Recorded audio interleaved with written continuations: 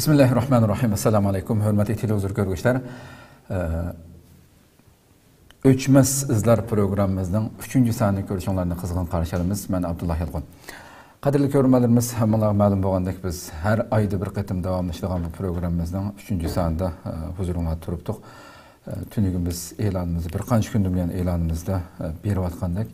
Bugün biz bu milletinin, Uygur milletinin otluk şairi, cesur şairi, şehit şairi boğan Abdühalik Uygur hakkında toxtulumuz programımızdan aziz mehmini hemen tunuşup boğan hürmetli ustaz Japonya Kagoshima Halkara Üniversitesi mütehassisi şundakla hazır ilgirki programlarımızda Çanakkale Üniversitesi, 18 Mart Üniversitesi tekliflik okutkuçudur ama yeni hizmete hazır payitaht Ankara'ya yötkülüp geldi.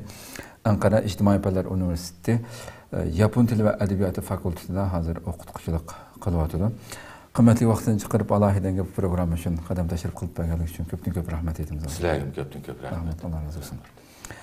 Kadirli görmelerimiz programımız Naq Meydan'dan YouTube ve Facebook kanallarımız arkalık tarih kılıvatıdı. Ekranada çıkıp duruyatkan numarımız ve ictimai fikir vasıtlarındaki alaqı vasıtlarımız arkalık programımıza alaqadar har qandaq fikir teklif yoki savollarınız bolsa yo'llashingizni umid qilamiz. Shundaqla ko'plagan qarindoshlarimizni foydalanish uchun ham bahrlab qo'yishni ham unutmaysizlar. Bugungi temamizni biz shoir, she'r va o'zgarmagan reallik deb bosh mavzu qo'ydik. Albatta Abdühalik Uyg'urdek bir bugun tug'ilganiga 120 yil bo'lgan Uyg'on deb bu millatga xitob qilgan she'rininki yozilganiga 100 yıl bo'lgan shu minutlarda o'tiribdi hamda. Bundaq bir shoirninki hayotini, bunun qilgan ishlarini, xizmatlarini so'zlab bo'lish bir qatimliq programmaga sig'adigan bir masala emas. Shundoq bo'lsin biz vaqtimizningki yetishicha sig'dirishga tirishimiz inshaalloh. Bevosita programmaga boshlab kelsak hurmatli doktor. Aldulammi shu Abdühalik Uyg'urni albatta Uyg'ur xalqining ichida tunimaydigan yo'q. Abdühalik Uyg'ur hamimiz shu aman bir otluk şair ekanligini esimizga, zihnimizga shu keldi. Shunday bo'lsin bir qisqa uning bir tarixini so'zlab andigan programga kirib kelsak. Bo'ladi, rahmat. Abdühalik Uygur 20. asr Uygur edebiyatının bayraktarlardan biri bo'lgan demokratik ve milli şairimiz. Şairning eserleri ve özününki ictimai hayat, siyasi güreşleri devamında yüz bergen vaqalar ve şu vaqtdagi ictimai şaroitlardan şairni milli kahramanımız ve milli şairimiz deb atash to'g'ri keladi. Şair 1901 yılı 2. ayının 9. günü Turpan'da Mərbətvar ailede dünyaya kelgan. Ösmürlük çağlarda çoğanısının çöçek ve hikaye dastanlarını, xalq ağız edebiyatlarını öğütüş arkalık yetekleyen bolsa, keyin o'qish yeshiga yetgan vaqtida mərhum çoğ dadısının Meşit Qaracimninki yetekleşi bilen Paris Arap dillerini etraflı okup yetilgen.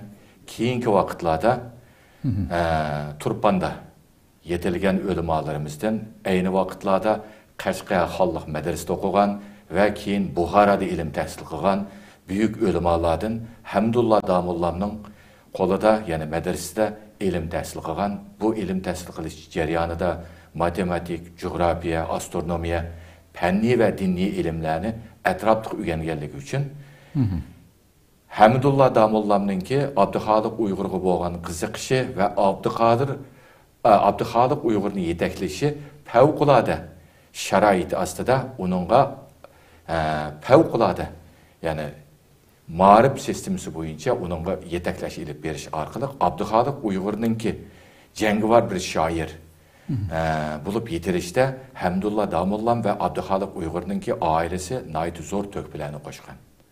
Yani Abdühalik Uygur'un ailesi mundakça etkanda Turpan tarihi boyunca yazsak Turpan'da 3 aile var. Aynı vakitin özüde meşhur cemaatlerden. Birisi Muhitila cemaati. Muhitila cemaati dediğimiz 33. yılı kurulgan Şarkı Türkistan İslam Cumhuriyeti'nin generali Mahmud Muhit'in ailesi. İkincisi Vacdila ailesi. Bulamı Sodiye aile. Üçüncüsü Mahmud Hacım ailesi. Yani Abdühalik Uygur'un ailesi. Bu aileler işi de Muhitila ailesi bilen Abdühalik Uygur'un ailesi fevkalade ortaklık ve bazı ticari işlerde şeriklik bo'lganligi için fikir ve başka meselelerde ortak fikirleşeleydigan vatanning, millatning taqdirini o'rtaq gavda qilgan holda, o'rtaq bir nishonda kurash yo'lini izlagan oilalardan biri. Shuningdek, Mahmud Muhit oilasi, ya'ni Muhitlar oilasi va Abduxoliq Uyg'urning oilasi Turpanda belgilik ta'sirga doirga ega bo'lgan.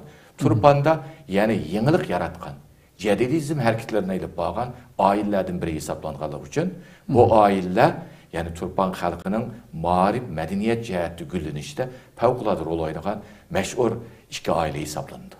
Xo'sh. Ko'p rahmat. Hamda shoir Abduxoliq Uyg'ur yashagan davr haqida qisqacha bir ma'lumot berib o'ting. Abduxoliq Uyg'ur yashagan davri Sharq Turkistonning, ya'ni Yanzishing davri. Yanzishing Sharq Turkistonda 17 yil diktator hokimiyatini yurgizish orqali Yanzishingninki Sharq Turkistonda hech qanday Sharq Turkistonning ma'rif madaniyatiga hech qanday bir to'kib qo'shmagan. Seyfiddin Azizning Ömür Menzilleri nomli kitobini o'qisak, shuningdagi bayonlarga asoslanganda Yanzishing Sharq Turkiston tuprog'ida hech qanday yangilik qilib bo'lmagan. Xalqni jaholatda qoldirish, nodonlikda qoldirish, yani xalqni zulm ostida qoldirish orqali Sharq Turkistonda mustabid hokimiyatni tiklagan. Sharq Turkiston xalqiga hech qanday bir xayrlik ilib kelmagan 17 yillik hokimiyatni davom qilgan bir hokimiyat. Ondan keyin Yanzishing o'ldirilgandan keyin Sharq Turkistonda Jinshurun hokimiyati taqqa chiqdi. Jinshurun hokimiyati mo Yanzishingga o'xshashla Sharq Turkistonda bastırış, Sharq Turkiston xalqini jaholat ichida qoldirish siyosatini yurgizib kelgan. Jinshurundan keyin yana Shingsay. Shingsay davrimi o'xshashla Yanzishing, Jinshurun davrlariga o'xshashla Sharq Turkiston xalqiga baloyi ofat kelgan hokimiyatlar. Shundoq bo'lganligi uchun Abduxoliq Uyg'ur Yanzishing, Jinshurun davrlarida yashab, Shingsay davrida Shingsay tarafidan qatl qilindi. Yani o vaqtdagi yaşagan sharoiti Yanzishing, Jinshurun davrlari bo'lganligi uchun Sharq Turkistonda elib berilgan Mahmud Muhitlar oilasininki 1913-yili Turpanda qurgan Masudiya maktabi. Yani bunun da Moskvada o'qigan Haydar Sayronini akilib Tataristonlik bir qancha kitob odamlarni akilib Turpanda maktab ochdi bular. Masudiya, yani yangilik Yeniçi ma'rif sistemida maktab ochdi. Bu maktablar davomlashayotgan vaqtida Yanzishing bu maktablarni qoldirib o'tdi. Yani bu davrlarning o'zida Mahmud Muhit oilasi, yani Mahmud Muhitning akisi Masud Muhiti Abduxoliqning oilasi bilan birlikda tijorat qilganligi uchun Abduxoliq Uyg'urni chet elda o'qitish, yani Rossiyada o'qitish maqsadida, yani Sharq Turkistonning cho'jak orqali Shamay, Tatariston, Moskvalarga kezdirib, Abduxoliq Uyg'urni Tataristonda va Rossiyada belgilik bilim egallash uchun shu yerda o'qishga berdi. Lekin 1918-yildagi Rossiyada Sovetlar ittifoqida portlagan Oktyabr inqilobidan keyin 1918-yil 4-oyda Abduxoliq Uyg'ur o'qishini davomlashtirmay Sharq Turkistonga qaytib keldi. Sharq Turkistonga qaytib kelib, 1913-yildagi Mahmud Muhitlar oilasi qurgan bu maktabni davomlashtirgan vaqtida Yanzishing bu maktabni to'xtatib qo'ydi. Va shu oraliqda Yanzishing qasd uchrab o'ldi. Shuningdek keyin Abduxoliq Urumchiga chiqib, Jinshurun hukumatiga maktab echish va maktabni o'zining planlarini anglatmoqchi bo'lib chiqqan bo'lsa-mu, lekin Urumchidagi, ya'ni Jinshurun hokimiyati tarafidan bu qabul qilinmay, Mahmud Muhit boshlig'idagi bu maktab tikilar bilan birlikda Turpan qaytib keldi va Turpanda o'zi bu maktabda qolgandan keyin o'z oldiga bir maktab ochdi. Abduxoliq Uyg'ur o'zining oilasida. Dastlabqidan 30 ga yaqin balani yig'di, bu yerda maktablarni kengaytirdi. Maktablarda, ya'ni o'zininki Moskva, Toshkent, Tataristonda ko'rgan yangi qartish, ya'ni madaniyat, ma'rif sistemlarini bu yerda tatbiqlab Uyg'ur yoshlarini tashkillaydi. Masalan, bu maktablarda o'zlari yozgan asarlar bor. Pirxun deydigan bir sakna asari bor. Bu sakna asarini o'g'irlaydi, o'quvchilarni deklamatsiya qildirdi. O'quvchilarga, ya'ni Sovet ittifoqining shu vaqtdagi Tatariston, Shamay va Toshkentdagi ma'rif sistemlari bo'yicha dars bermoqchi bo'lgan bo'lsa-mu, eng oxirida bu maktab taqildi va ikkinchi qatim Mahmud Muhitning akisi, Masud Muhitning akisining tavsiyasi bilan Abduxoliq Uyg'ur Moskvaga chiqdi. Moskvaga chiqib, Moskvada o'qib qaytib kelgandan keyin yanıla davamlıq aqartış, yani yenilik hareketlerini elip beriş için Şərq Türkistan'ın Turpanda köp faaliyetlerini elip veriyordu. Yani biz bazıda Uygur edebiyatıda Cedidizm edebiyatının bayraktarlarından biri bolğan Abdüxalıq Uygur'unu misal kılıp görüşüşümüzge sebep Şərq Türkistan'da yani Tataristan'dan başlanğan Cedidizm hareketi Abdülkadir Damolla'n başlığıdaki ölemalar bilen birlikte Şərq Türkistan'da elip berilip İslami ilimler, medresler Cedidizm üslubida elip berilgan bolsa, edebiyat üslubumuzda Abdüxalıq Uygur Cedidizm edebiyatidagi jangovar bayraktar şairlerimizden biri hesaplandı. Hoş. Köp rahmet, hakikaten ixcham bir şekilde tushuntirib berasiz. Albatta, Mo'shinchilik odam bu tarixlarni o'qisa odam echilmay qolmaydi. 32 yoshda shunchalik yoshlik bahorida eng meva berayotgan vaqtlarda Jannat Shinsi tarafidan o'ldirilganligiga, shahid qilinganligiga bugun 120 yil bo'lgan kunda turibdik. Allah yatgan yerine cennet kılsın deyimiz. Elbette söylep tüyet boğulamayılgan derecede nurgun nimeler var. Hem de şu şairinki vekillik şiirlerden bir kanşı mutlaka belki olsa. Abdüxalıq Uygur'un devremizge yetip gelgen nurgulagan şiirleri var. Mesela Turpan Xalq nakışlarda okup gelevatkan Ağaçıl degen şiir ve tekstler Abdüxalıq Uygur'un aynı vakit yazgan şiirleri. Yani bizdeki Şərq Türkistan'daki İctimai Bəlli Akademisi Edebiyat Tədqiqat İnstitutunun ki tədqiqatçılardan mərhum Mahmud Zeydi, Yazğıcılar Cemiyetinin muavir reisi Pəttercan Muhammedi qatarlıq bir türküm ziyalilerimiz aynı vakitte Şərq Türkistan'ın Turpan'a verip Abdüxalıq Uygur'un eserlerini rədləş, Abdüxalıq Uygur'un xalq eğizi edebiyatı tartıb sürgen şiirlerini toplaş şəklidi toplap gələn bozumu şu vakitin özü de 80. yıllarda Xitayning siyosatiga uygun kelmaganligi uchun Abdüxalıq Uygur'un o'ygan, Ağaçıl degan şiirleri Xitay siyosatiga moslash sababidan o'zgartirib etilgan. Bu şiirlarning asli nusxalari hozir İctimai Bəlli Akademisida va qadimgi asarlar ishxonasida saqlanishi mumkin. U vaqtda e'lon qilingan Pəttercan Muhammedi, Mahmud Zeydi qatarlıq bizdinki şair ve yazğıcılarımız e'lon qilgan şiirleri onun ikkinchi xil nusxasi. Mesela Oygan Ağaçıl deyimiz. Çünkü bundaq deyişimizdeki sebep Xitay asmıra siyasetdeki, Xitay müstemlikisi turvatkan Şərq Türkistan'da Uygurların matbuat erkinliği bolmaganlığı için klassik eserler olsun ve yakın zaman Uygur edebiyatındaki eserler olsun Xitay siyasetiga mas keladigan cümleler ve şiirlarda misralar iliniş bekitilganligi için Abdüxalıq Uygur'un şiirleri özgertibilgen şekilde e'lon qilindi. Şundaqdı mı? Merhum bizden yazgıcılarımızdan Xever Tömür, Mehmet Şahniyaz qatarlıq yazgıcılarımız Tuncu Oyğanğan Adem, Baldur Oyğanğan Uygur namlıq eserlerde Abdüxalıq Uygur'un şu vaxtdaki siyasi ve ictimai hayat hakkında toxtalğan. Mesela şu vaxtdaki Xever Tömür'ninki əslimisi de Baldur Oyğanğan Adem, Tuncu Oyğanğan Uygur degen eseri de bayan qılınışça yanzışın öldürülgenden keyin Şərq Türkistan'da. Yanlışın öldürülgenden keyin Şərq Türkistan halkı özüge bir erkinlik, yani bir hörlük, cumhuriyet izleş istigidi bolgan halkının arzu isteklerini ifadelep Abdüxalıq Uygur şu vaxtda mundaq bir şiir yazıdı. Ademi olmaş diyu, yolu tüzümü olmaşmadı, cin degeninin işleri miskalcılık kamlaşmadı. Yan ölüp tapti lehet, bolmam deken cumhuriyet, bermise cumhuriyet bu işleri kalmaşmadı. Yani ki bu yerdeki Abdüxalıq Uygur'un bu şiirde yanlışın öldü, cinşörün geldi.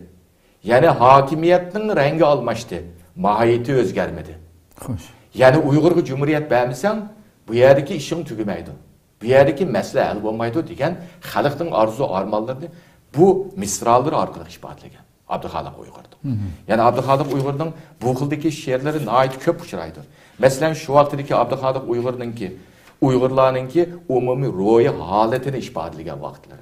Mesela sözümüzün yığınçaqlasak, Abdüxalıq Uygur milli şairimiz ne üçün özüge Uygur degen təxallusunu qollandı degen sualdan başlasak, Abdüxalıq Uygur'un Tuncu Oyğanğan Uygur namlıq Mehmet Şaniyaz'ın əsirdə oturup qoyuşça, şu vaxtki Uygurlarının çeçilangılığı, birlik ve iştibaqlıqın bombaslığı sebebiden Abdüxalıq Uygur bir qıtımlıq dostlarının söhbətində bu milletini birleştiriş, iştibaqlaştırış, bu millet Uygur ismi bilen, yani birlik, iştibaqlıq ismi bilen tarixte alemşumul yaratkan tarixlerden pəxirleniş yüzüdün. Şərq Türkistan xalqını iştibaqlaştırış, birlikni barlıq keltiriş yüzüdün özüge Uygur degen təxəllusunu қолданып, Abdüxalıq Uygur ismi bilen hazırgıca edebiyatımızda özününki kalem gücünü ifadelep geliyordu. Mesela şu vakitteki Uygur cemiyetindeki iştibaqsızlıklarda Abdüxalıq Uygur özünün bu şiirlerde naiti obdan ifadeligen. Zamanның halidin vakıf bulup turmakның ordağa birini şangyu saylap arkadan davayımız vardır dedi. Elimnin ihtiyadıga köngülüne koymuduk bizle, okurumuz dep 8 çaynaşımız vardır dedi. Yeni başını kötergenini urup yıkkat kılgımız vardır dedi. Yani şu vaxtdaki xalqdaki iştibaqsızlığı gösterip berip Yani yurt paydasıga cem bolmak bes müşkül, eğer bir yerde toy olsa berip yatkanımız var. Uygur'un 100 yılki haleti hazırgıça okşaşı. Hazırgıça okşaşı. Mana birisi yaxşılık kılsa onun yadını kılmak yok. Ep gelse berip evretlerini aşkanımız vardır şeyler. Yani Abdüxalıq Uygur'un şu vaxtdaki eğer millet üçün bir pul çıkırış gelse tapalmazmız dedi. Eğer millet üçün pul çıkırış olsa bir teyin tapalmayımız dedi. Çıkımı yok nava pulga tola ixlasımız vardır dedi. 100 yıl avalki Uygur cemiyetinin hayatını ispat ediyor. Bayla şöhretini, gayretini hiç sığınmazmız dedi. Kılıp gaflet, cehalette yumup köz po atkanımız vardır dedi. Bayla bu işlerin içi kırmaydı dedi. Gaflet itip po atımız dedi. Velikin hecgi baş alsa tüzüp kaçkanımız vardır dedi. Gördünüz mü? Hecgi baş alsa mı biz ketimiz dedi. Ama milletin takdiri köngülü bildiğinde bir tiyin pul tapamayız dedi. İşt urganını tonur dep bar idi bir temsil, loyi ambal ve darın dep semiz bakkanımız vardır dedi. İşçini de urga adamını tonuydu dedi. Lekin loyi ambal darılarını biz semirt bektiv ettik dedi. Xitay amballarını dedi. Şu vaxtdaki 100 yıl avalki Şərq Türkistan'ın ictimai hayatını kıptır. Bu naiti uzun şiir. Ahırda Abdüxalıq Uygur neme deydi? Abdüxalıq bes yeter avar bolma kakşıma. Abdüxalıq bes yeter avarı bolma kakşıma. Şu çağ kelgendi bizlerde azap teyyar vicdanımız vardır dedi.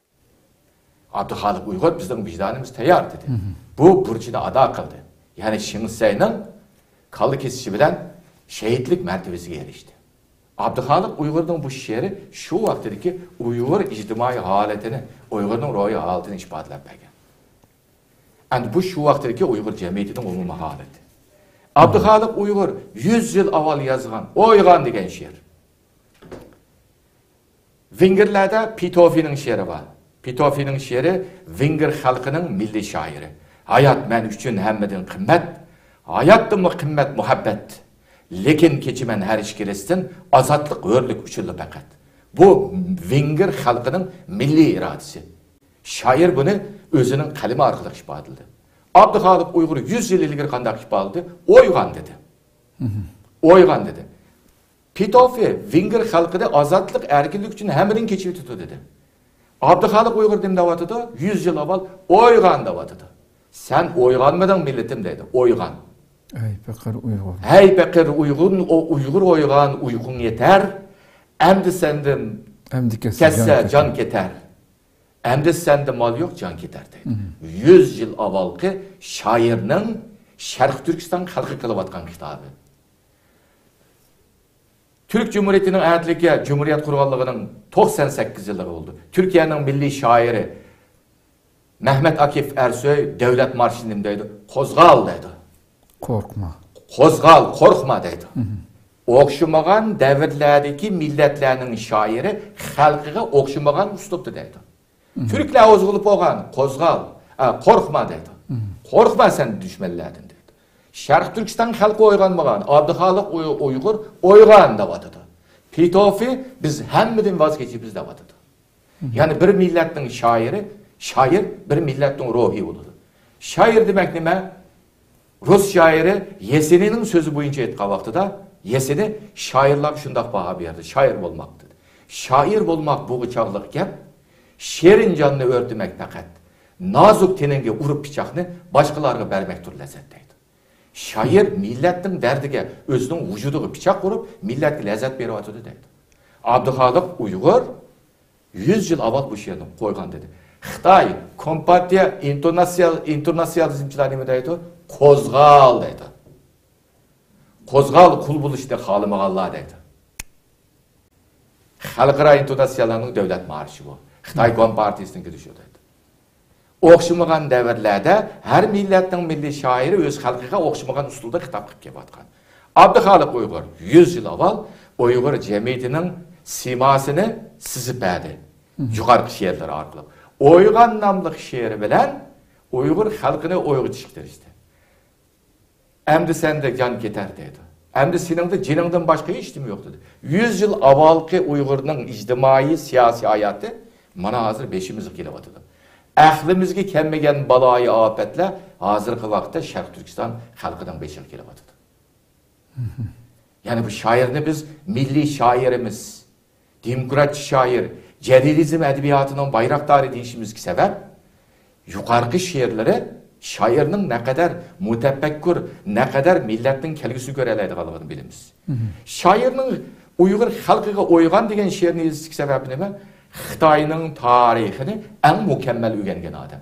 Abdühalik Uygur Paris Arap tillerini medresede öğrenişten sırt şu vaktin özü Turpanda Xitay tilini mükemmel öğrengen adam. Moskova, Şemey, Tataristan qatarlıq yerlerde Rus tillerini öğrengen. Taşkentlerde ilim tahsil kılgan. Rus halkının, Tataristan halkının, Taşkent'teki ictimai hayatlarını gögellik için menin halkım nemeden muş halklarda erken hörlük içinde jürmeydi. Nemeden pakiz hayat içinde jürmeydi deydi. Abdühalik Uygur Turpan qaytıp gelgen vakitin özü de Turpanda 18 yaş kirgen, yaşla sakalını koyup ötediğen, selli oraydıgan, çekmence yapan kibilip yalanğa yapışırdıgan adette. Abdühalik Uygur qandaq jürüydü? Kostum burulka, burut, sakalını pakiz düşergen, şilepe, garipçi usulda yürüydü. Yani milletin oygutuşta özünün kıyafeti bilen, özünün bilimi bilen bunu yorutup verirdi. Abdühalik Uygur Xitay tilini pişik öğrenip, Xitay'ın işki dünyasını düşengellik için hem de senden kesin mal yok, can keter dedi. Hem de senin de cinimden başka nersi, kameri aziz belirtim deydi. Neme de bundaq deydi? Abdühalik özünün mükemmel Xitay'dılığı, mükemmelliğinden paylanıp durup, Xitay'nın 24 tarih namısında okuğan Simacan'ın. Xitay'nın bütün tarihini okup, bu milletin ne kadar vekşi, rezilliğini, bu milletin ruhi dünyasını tolup yetkenlik için köp ketimlik özünün mektepte ilip verilgen söhbetlerde. Bu söhbetlerini Mahmud Muhit'in aksi Mesut Muhit'i bulağa teşvik kılış, bulağa güçlendiriş arkalık köprügen teşvikat işlerine ilip bağın. Bu Abdühalik Uygur'un Xitay'nın işki dünyası, tarihini bilgenlik için halkını davet kılgan. Şarkı Türkistan'da kurulgan 1933 yılda kurulgan Şarkı Türkistan İslam Cumhuriyeti'nin yıldızını biz elbette Abdühalik Uygur'unu ayırıp karamayız. Abdühalik Uygur'unu okutkan ve Abdühalik Uygur'un vatan sırtındaki pütkül okuş işlerine destek vergen Mahmud Muhit'in aksi Mesut Muhit'i. Mesut Muhit kim? Mahmud Muhit'i ailesinin büyük oğlanlarından biri. Mesut Muhit'in nemi olgan? Nemi vafat buluştuğun ilgiri? Abdühalik Uygur vafat buluştuğun 2 hafta ilgiri şehit kılındı.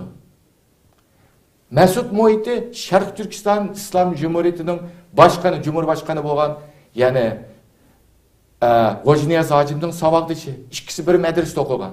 Gojniyaz Hacim Komul Tağlar'da mücahitler bilen cihat başlagandan keyin Turpanda Mesut Muhit'i başlığındaki inkılapçılar, mücahitler cihatçılarını başlap verip birlikte bu mücahitler cihatını Turpan'dan Şarkı Türkistan'ın cenabıgı yapardı.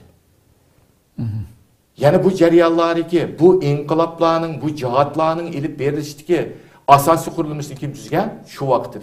Məqsud Muhiti, Abdüxalıq Uyğurlar. Şulardan ayırıb qaramayımız. Şunun üçün Abdüxalıq Uyğurni vətənpərvər şairimiz deyişimiz ki, şu an bizden birdən-bir şu. Cədidizm ədəbiyyatının bayraqdarı deyişimiz ki, səbəb şu. Bunlar məktəblərini açqan. 1933-cü ildə başlap qurulğan Məsudiyyə məktəbi 48-ci il Şərq Türkistan dəvri 48-ci il Xitay Kompartiyasının təsiri boğuşarlıq davam qılğan, oxşamağan dəvrlərdə taqalsın. Şunun da yetilgən bir bunca adamlar var. Haydar Seyrani Tataristanlıq Moskvada oxuğan iki Türkimdə nurgulluğa oxutuqçılarına əkildi. Məsud Muhiti, Abdüxalıq Uyğurlar bunun yetekçi oldu. Bunlar qası keçib ketədi şu vaxtada. Moskvada, O'rta Asiyada her yer qaysı qılıb. Xalqın gələcəyi oylanğanlığı üçün öz tupraqlarda məktəblərini açqan və öz xalqına xitab qılğan. Abdüxalıq Uyğurның özüge Uyğur degan ismini təxəllüs qilishi bilan Oyğan degan namlıq şeiri bilanlar şu vaxtdaki Uyğur cəmiyyətini biz düşünüb yetərəyimiz. Yani 100 yıldaki haletimiz bilan hazırki 21. əsrdəki haletimizni seliştirsək, Uyğurның ruhi haleti de bir özgürlük var mı yok mu? Bunu ekran aldı ki özünü Şərq Türkistan puhrasını hesaplayan her bir Uyğur oylanıp çıkış gerek. Abdüxalıq Uyğurni yetiştirgen Şərq Türkistan tarihi qaraydigan bolsak şundaq bir uluq tarix var. Abdüxalıq Uyğurni yetiştirgen adam kim? Hamidullah Damullah Buxarada Qashqar xonlik madrasasida o'qigan bir ulamo yetishtirdi. Məqsud Muhitini yetiştirgen kim? Turpandaki ulamalar.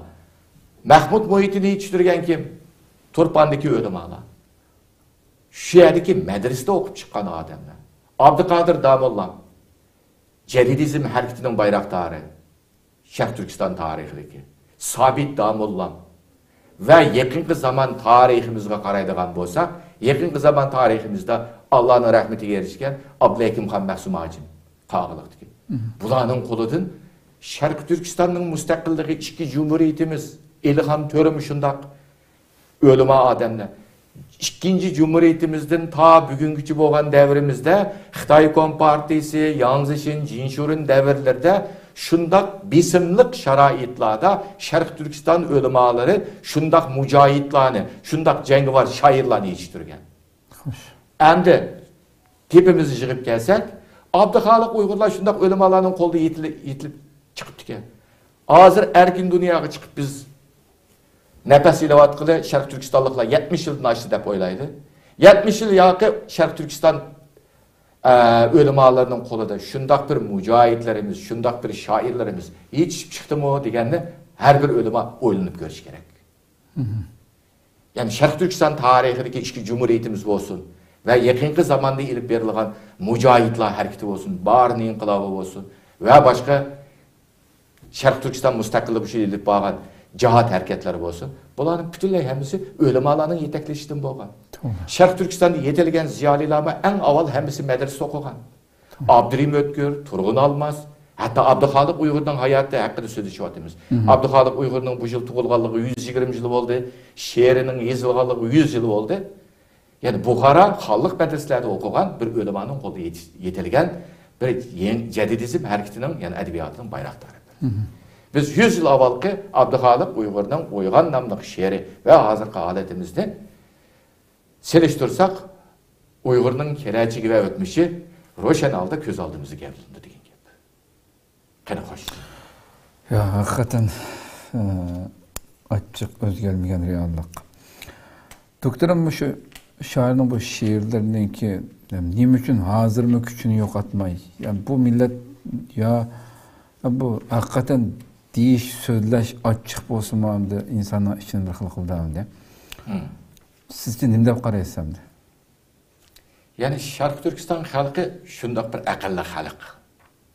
Şərq Türkistan halkı hazırgıca özünün tarihindeki klasik edebiyatı olsun ve yakın zaman edebiyatı da olsun, şairlerinin şiirlerini okup gelevatkan. Bir xil özü millet, erkinlik, örlük intilip gelevatkan millet. Bu milletin ruhini özünün sanatı, yemeği, coğrafisi ve kiyim keçiki saklap gelevatkan. Mesela Şərq Türkistan tarihinde yazılgan bundaq münevver şiirlerden bir türküm şiirler var. Qutlacı Şevki'nin Qashqari yazgan. Bir qilish berse Xudo kestab buyursam degan she'ri. Ana tili haqida yozgan she'ri. Ondan keyin Abduxoliq Uyg'urning O'yg'on nomli she'ri. Ondan keyin 46-yilda Turg'un Almasning yozgan Tallarim yaproqni degan she'rlari. Ondan keyin Abdurahim O'tkirning İz nomli she'ri. Ve yaqinqi zaman shoirlarimizdan Abdurahim Abdullah'ning Ah Atala nomli she'rlari, yani bunda shundoq bir jangovar she'rlar. Bu jangovar she'rlarni millat o'zining simvollik kurash nishonasi qilganligi uchun hozirgacha xalq naqshlariga aylantirib o'qib kelyapti. Mesela Uyg'urlarning 12 muqomini elib etsangiz, ayni vaqtdagi klassik she'rlar, shoirlarning she'rlari bu xalq adabiyotiga aylanib ketgan. Fuzulining, Alisher Navoiyning, Bilal Nazimning hammasining she'rlari xalq adabiyotiga muqomga singib ketgan bu she'rlar. Abduxoliq Uyg'urning Ochil Ochil, Ochil Ochil Gul Ochil degan bu she'rlari Turpan xalq naqshlari bo'lib ketgan. Shu vaqtning o'zida Abduxoliq Uyg'ur o'zi qurgan maktabda buni o'quvchilarga deklamasiya qildirgan. Hatta ba'zilar shundoq deydi, gulim ochilay deydi, ochil ochil ochil gul ochil, ochilmasang nima bo'lg'ay. Xitoy so'ragan bu shani Çento so'rasa nima bo'lg'ay deydigan misralar bor deydi. Bu she'rlar o'zgarib ketgan. Endi shu vaqtdagi xalqning o'rlik azodlik bo'lgan simvol xarakterligida gulim ochilay deydi. Bu yerdagi shoirning gulga simvol qilayotgani vatan.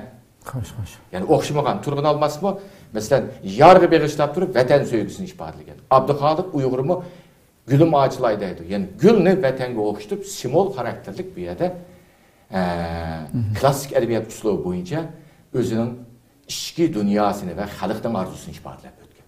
Shunlashqa bu she'rlar hozirgacha xalqning qalbini o'rnilib davomlashib kelyapti va inshaalloh kelgusi davomlashamiz.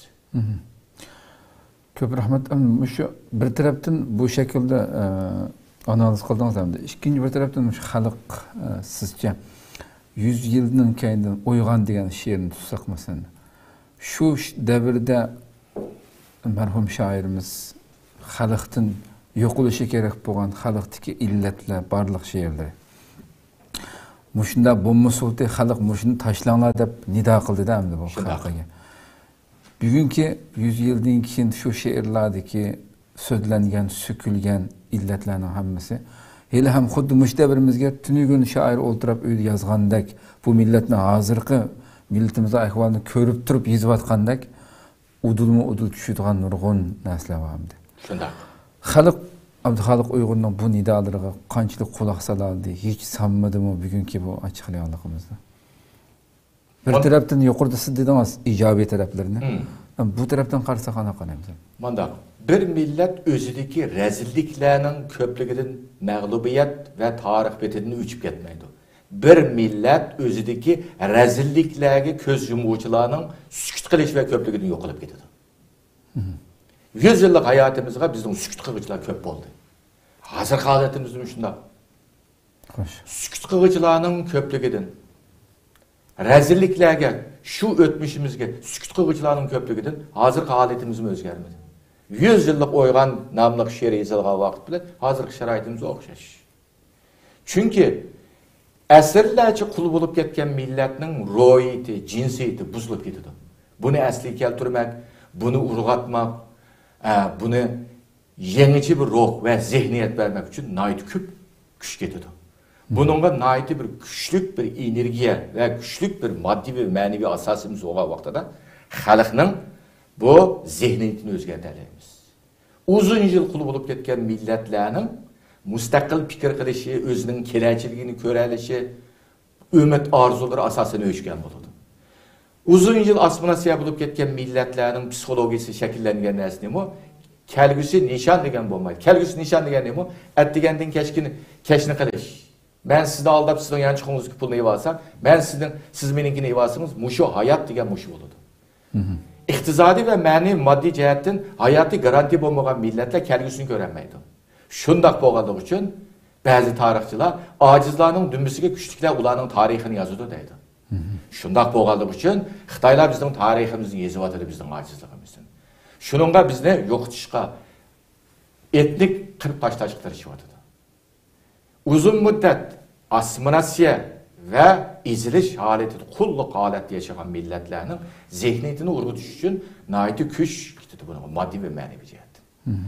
Xalqimiz o'xshamagan davrlarda o'xshamagan nimalarga uchirdi, zulmlarga uchirdi. Bizda hech qanday bir nafas og'idek bir fursat bo'lmadi.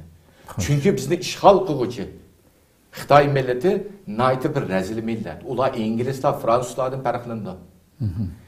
Sizga qaraydigan bo'lsangiz, Samarqand, Buxorodagi mechitlar, ayni vaqtdagi silingan mechit jamilar, madrasalar shu payt saqlanib qolgan.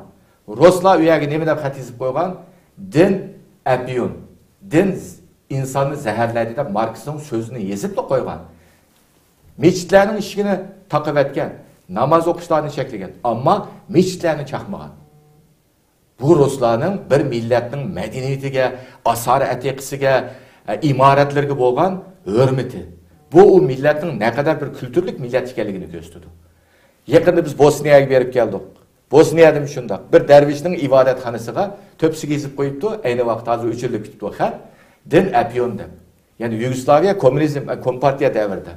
Ammo u uy shundoq chiroyli saqlanib qoldi. Shu uyning ichidagi ibodat qiladigan Qur'on Karim tasbih emas. Nima uchun? Serblar madaniyatning qimmatini bilganligi uchun buningga hech qanday tegmagan. Sharq Turkiston tarixiga qaraydigan bo'lsangiz, Qaraqaliylar davri, uningdan ilgiriki va hozirgacha bo'lgan davrda bizning butun narsalarimizni, asari atiqalarimizni hamma narsani chekib maqdi Xitoy. Yo'qlik qilyapti. Bir millatning asari atiqalarini undan yo'qotishning o'zi o millatning tarixini unutuldirish. O millatning qahramonlik ro'yini sundirish. Shuningdan iborat. Shundoq bo'lgani uchun bizning hech qanday bir asari atiqimiz yo'q. Hatta bizning buyuk asari atiqalarimizdan Hetkaba deymiz.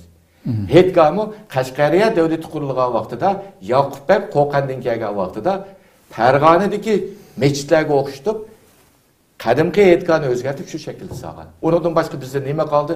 Xitoy chiqdi tugidi.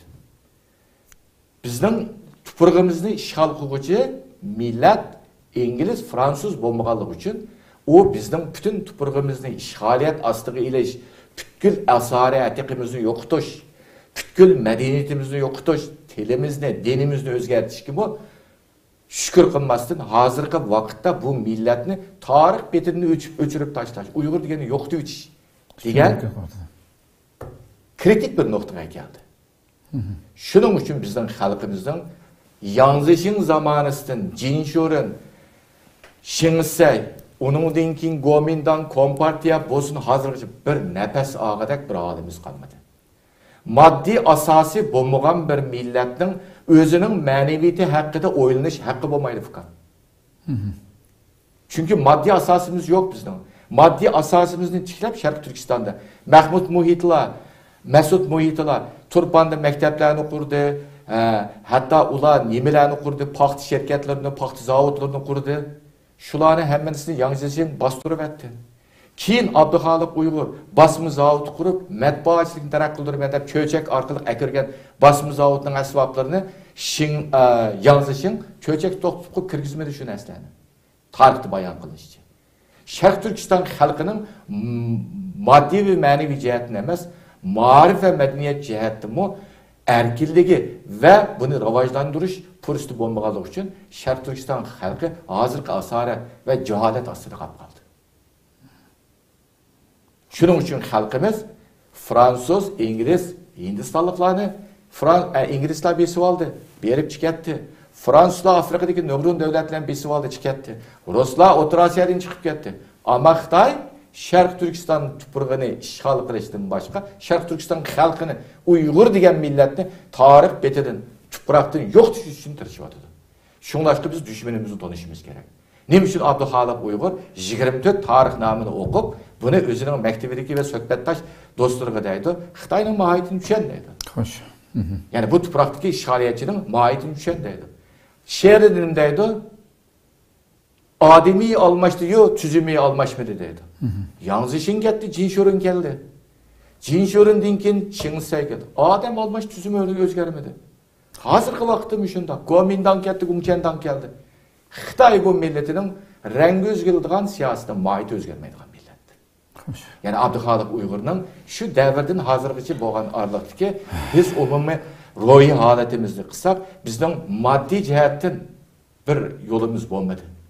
Maddi cihetten bizdeki bir gücümüzün hiç kandak bombalık için, maddi bir neslerimizi toplap koğuş Xitaylar bunu bulan taraş kıgalık için, maddi cihetten bizdeki ihtiyacımız kalmay durup, manevi cihetten özümüzün geleceğini oylaş fırsatımız olmaydı. Şunun için bizim halimiz hazırgıca Xitay Kompartiyasının ahvalı düşündak buluvadı. Mesela Turpan'da Mesut Muhitli ailesi, Micdacı ailesi, Vacitli ailesi, bunlar ihtizatlı güllengen aileler. İhtizatlı güllengenliği için, maddi cihetin gücü boğalığı için, milletke manevi cihetten hizmet verişini oylagan. Ama o vaxtdaki baylar bilen hazırki baylarının farkı ne mi desiniz? Şu vaxtdaki mesela Musa baylar deyimiz, Muhitli ailesi deyimiz, bunlar maddi cihetten, yani məlum özüge ihtizat toplagan baylar. Bu baylıqni xalqning maneviyati için, milletning maneviyati için işletken baylar. Endi hazırki vaqtda Şarq Türkistan'da yakın tarihimizde şundaq baylar bo'lgan. Şundaq baylar maddi cihetin özünü rastlap, maneviyatimiz güçlüge atqandı ulan tutup turmalar taşıldı. Bunun misali G'oljadagi Nurtay Hacim. Doğru. Yani Şarq Türkistan'ın umumi haleti şu. Yani 100 yıl avvalki Oygan namlıq şehri yazılgan bilen hazırki halimizi qarsak umumi halet. Yani biz Şarq Türkistan tuprağında yaşayatgan halkımızdan rencimeymiz. Üyelik zulüm, üyelik vəhşi, aklımız kelmegen balaya afetler beşimiz geldi üyelik. Ama vatan sırtındaki umumi halkımızdan haleti qarsak bu dedi. Vatan sırtındaki halkımızdan umumi haleti. Tabii. Yani davaylarımızı destek veriş, vatan söygüsü, vatan müstakilliği oğa intiliş. Mesela Şarq Türkistan tarihinde ötken nurgulluğan pidakar, cangçilerimizden, pidakar insanlarımızdan evlatları çetelde yaşaydı. Hoş. Ya ben palancının tukuntum, muşakkıda bildiğimde iki kız sözler diyen gepne illa billah değil olmaydı. Yani bir milletin takdirge hemimiz küçümesek, sükut turuluştan özü, siz İstanbul'da turulup Xitayning siyaseti sükut kısınız, Beijing'deki Xitayning siyaseti kovdağanlık bulursunuz. Doğru. Şunun için halk 100 yılki haletimiz bile hazır haletimizi umum yüzlük bir düşünüp, yani bir uyguluş halete girip, Şarq Türkistan'ın davayımızdaki, yani bunun yükseliş için bir yandan baş çıkağı vakti da roy haletimiz özgürçü mümkün de boylaydı. Hoş. Köp rahmet, Allah razı olsun. Güzel bir şekilde. Bir şeyde tüketsek programımızın vakti oldu. Hakikaten özgertişki tegişlik, elbette bu şairinki nurgulluğan, insanların yürükiye tegediğen şiirleri bugün İstanbul'da nurgul kitapxanalarını tapalayımız. Körürmelerimizi bununla bir tekrar çağırı kılgan bulaydı. Nurgun özgertişki tegişlik meselelerimiz yetip tutalay. Müşahidemin programını biz ilanını belge vaktimizde e'lonni berib ertasilam men birisi gap qilgan bo'ldi. Shu urug'ni qoldirdim biz İstanbulda ekan hozir. O'ziniki Abduxoliq Uyg'urniki tuqqan ekanligini. Keyindan boshqa bir Abduxoliq Uyg'urniki shu Navri jiyanninki 2017-yil hozir ekranga rasmi bor chiqarsa uni ko'rsak bo'ldi. Hozir ismi Abduxoliq Abdulahad degan bir kişemdi. İsmini dadisi koygan vaqtda şu merhum Abduxoliq Uyg'urninki xotiri uchun shu o'zininki shu shoir uchun shunda Abduxoliq deb ism qo'yib ketganimdi. Uzun yil chet elda yashab, Misr Azhar Universitetining shariat fakultetini bitirib, tijorat bilan vatan kirib chiqib turdi ekan hamdi. Oxirida bo'lgan ishni bilgan bir ayoli so'zlab berdi, bilgan paranglashgan bo'ldik. Hozir İstanbul'da. Şu yo'ldishim shu Abduxoliq bilan suratda ko'rib turayotgan ekranlarda 2017-yili 3-oyning oxiri şu shoir merhum Abduxoliq Uyg'urniki vatandagi shu Turpandagi qo'ro joy zaminlari bularga miros qilib ayrildi ekanamdi. Miros qilib ayrilgandan keyin bu kishiningki noiti Abduxoliq Uyg'urga o'zininki noiti muhabbati bo'lg'ashgan men bu qo'ro joyini men muzeyga o'zgartib, o'sha bir saqlab qolsam Abduxoliq Uyg'urniki ish izlarim, ziyorat qiluvchilarga ziyorat qilib qilgan shaklda muzeyga aylantirman deb necha yillardan buyon buning yo'lini mengayotgan ekan. Balkim bu tarixni men anglab shuni his qildim hamda Xitoylar jiddiy bir shaklda shu Misrdan o'quvchilarni her xil bir şekilde besim işletip onu bunu kılıp akirip kirgeldiğinde hamısını tutup manga vakitlarımdı bu. Hem vatanın vaziyeti ciddi özgürlüşke başlığa vakit hem de. Şu düşüncenin ahiri tasdiqlandı, musikanı özgertsen buldu diyen uçur kelgen boptu. Dep men bunu derhal müzik özgertimen dep vatanga qaytib işini başlap şu bir hafta bula bulmaylam tutup ketilgen pete hazırgacha izdirik yok kenimde. Bu kişininki hazırgacha izdirik yok. Bunun ailesi nurgun yollağı kuvalık bir iş olsun, televizora işi olsun.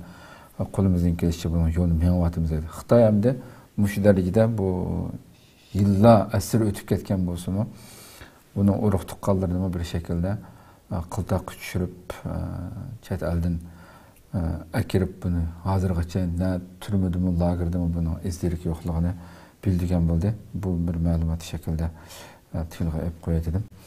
Allah inşallah bu kişinin sağ salamet qutquzib chiqishiga, barliq xalqimizni sağ salamet qutquzib chiqishiga tilakdoshmiz ve şunun güçlük hareket qilishimiz kerak deb qarayman. Ahirda programın ahirda elbette nurgun şiirler var diye şairimizniki. Ben bir iki şiirini bir okup tüketken başsak baklayım mı? Evet. Uygan diyen şiir bilen ayrılmağıl diyen bir şiirini. Bigen bu şiirininki, uygan şiirininki yazılganlıqıga 100 yıl boğan gün dep devatımız. Elbette bazı menbelerde bu şiirinin yazılışı 1920 yıl diyen bilen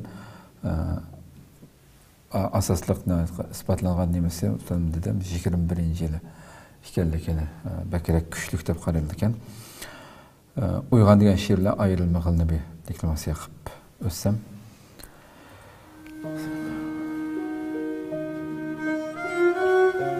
Uygan ey pekir Uygur uygan uygun yeter.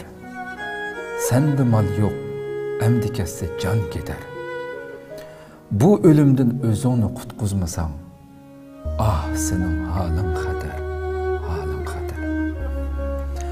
Kop dedim beşin götür uykunu aç. Rakibin başını kes, kanını çaç. Köz içip etrafka obdan bakmasan, ölüsen armanda bir gün na ilaç. Elimi cansıga okşaydı tenin, şunu yok mu anca ölümden gemin. Kışkarsam kımırlamaylı yatsan, uyganmay ölmekçi mi sen şüpheden. Közünü yoğan içip etrafka bak. Öz ikbalın hakkıda oyla uzak. Ketsi qoldun bu ganimet puristi. Kelecek işin cadak, işin cadak. Ekinar könglim sana ey Uygurum. Septişim, qeyrindişim bir tuqqunum. Köyünüp halınga oygatsam seni. Anlamaysan zade, neme bolğunum. Kilidi bir gün püşayman kılısan. Təhdigi gapning şu çağda yetsen, hep desen o çağda ölgürmey qalar. Şunda Uygur sözüge tən verirsen. Öyle bakaylı yani. Bugünkidek lager, kanlık, milyonluğan halkımız lagerga kirgen bir vaziyette her bir Uygur okusa bu xuddi muşu devirge bugün üçün yezip atqandek bu kanlık bir yerde tilga elingan her bir misradaki sözünün qaysı birisi bolmadı. Halkımız qaysı birisi puşayman qılmadı. Hemme boğan iş xuddi %100 bişimizge keldi bu narsalar. Öyle bakaylı. Ayrılmağıl şiirini okup tüketey. Ayrılmağıl. Himmetingden, gayretingden öl lekin ayrılmağıl. Haqlıqın bilgen yolungdan canını ber qayrılmağıl. Maniin köp bolsumu korkmay üzüp aldınğı bas. Tağu teş derya uluğ sözlerge sen tan kalmağıl. Yetki maniin yani sizin çeklep koyduğun nurgun tosalgılar bolsumu asla yolundan qaytmadın. At özünni bahriga, ya g'arq bol, ya tap güher. belki bahrmi dengiz demoqchimda. Shir ya yo'lvoz kabi bosgan izingdan yanmag'in. 4 taraf yov hovlishib, 8 taraf tig' tanglasa, erishib qong'i bo'yal, numusni hargiz satmag'in. Kimki haq yo'lga qadam qo'ysa, utuq mutlaq shuning. Bu nechuk bo'lg'ay keyin deb yo'q xiyolga qolmag'in. Sen vatan, millat desang, tarixda noming qolg'usi. Bol jasur, ali nishon, ko'lchak buloqqa qonmag'in. Abduxoliqning so'zi deb e'tibor qilmay qilib, ushbu vijdonni keyin tutmas azobga solmag'in. Merhum şairimizden yatkan yeri cennette bulsun. Hakikaten insanın yürükünü, bedellerini, kalplerini titirdiğini. Kadirli körmelerimiz inşallah Rabbim ömür verse kiler ayda yeni bir katımlık 4. sanımızda başka bir yol başçımız bu milletinin, bu millet için kan tökкен, bu millet için kan terini sındırgen yeni bir kişi hakkında İnşallah onun elanından birimiz görüşükçe aman boğaçlar programını köpleyen kardeşlerimizin görüşükçün hem bahirlap koşunu unutulmayızlar ahırda Allah'a tavşırımız emmanlani. Esselamu Aleyküm ve Rahmetullahi Teala ve Berekatuhu.